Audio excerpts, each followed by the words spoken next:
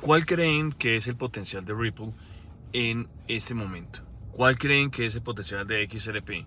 ¿Y hasta dónde creen que pueden llegar los precios de Bitcoin, de Solana, de Ethereum, de XLM, de todas esas otras monedas en este momento? ¿Cómo creen que va a evolucionar el 2025?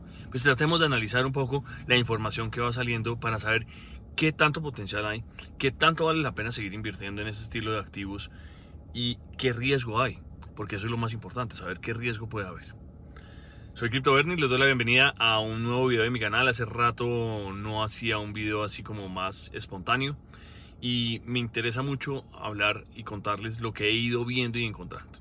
En esta última semana ha habido muchas noticias positivas acerca de Ripple, acerca de Bitcoin, acerca de las criptomonedas, con el doctor Donald Trump, presidente de los Estados Unidos, sacando muy buenas noticias, sacando cosas interesantes alrededor de lo que se espera de el nuevo gobierno alrededor de las criptomonedas.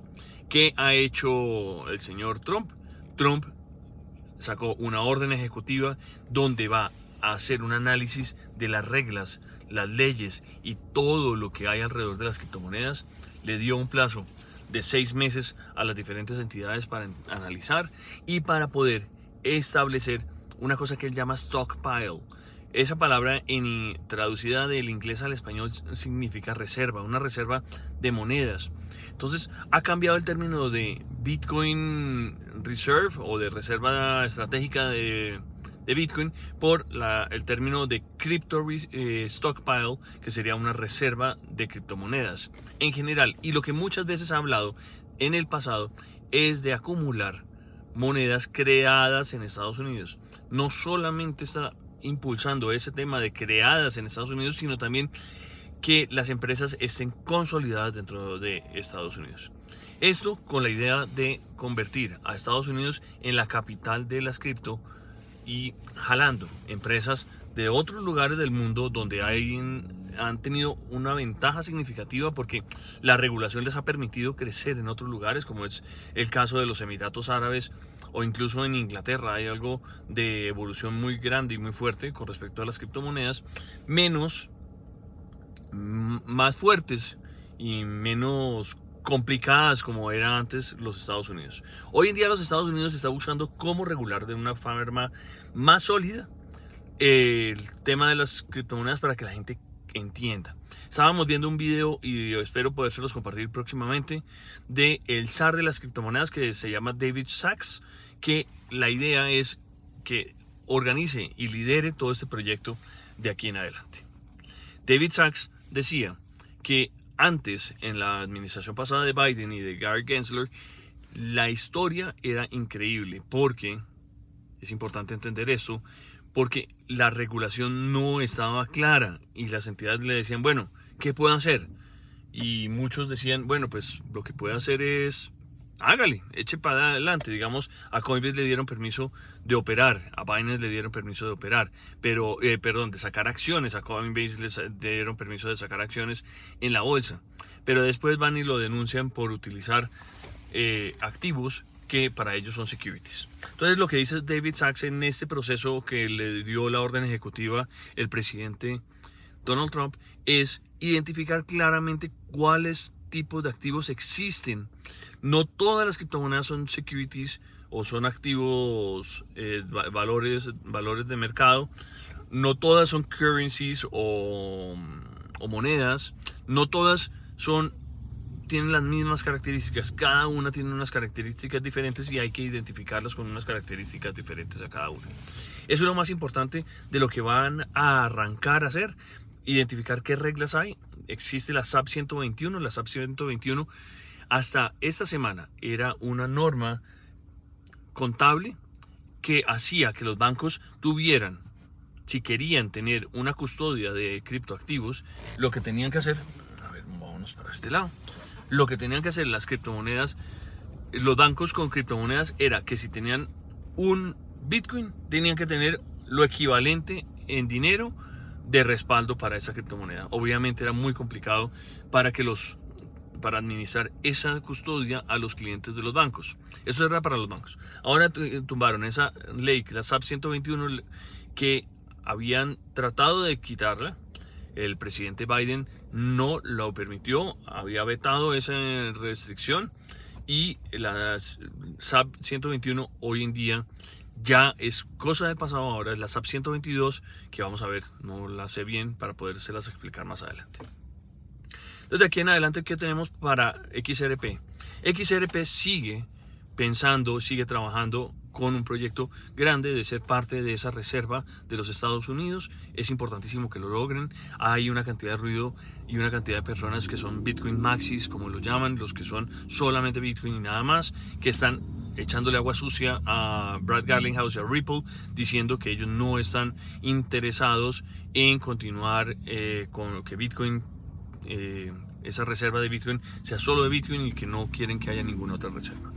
Es importante recordarles que esta gente de Ripple, hubo un pedazo del equipo que fue a favor de Biden, y están tratando de echarle como mala leche a estas personas, a Carl Larsen y a David Schwartz, que ha criticado a Trump, diciendo que, pues, que no tiene mucho sentido que Ripple sea parte de este proyecto. Yo creo que también hay algo que puede haber afectado realmente esa relación, y hoy en día Brad Garlinghouse lo que tiene que hacer como CEO, y Monica Long como presidenta de la compañía, es encontrarse, tener conversaciones sinceras y claras con el presidente Donald Trump y con el equipo de David Sachs para unificar, para lograr que entiendan que XRP está creada en Estados Unidos, que les interesa que sea una moneda de reserva de valor, y para allá es donde quisiéramos ir.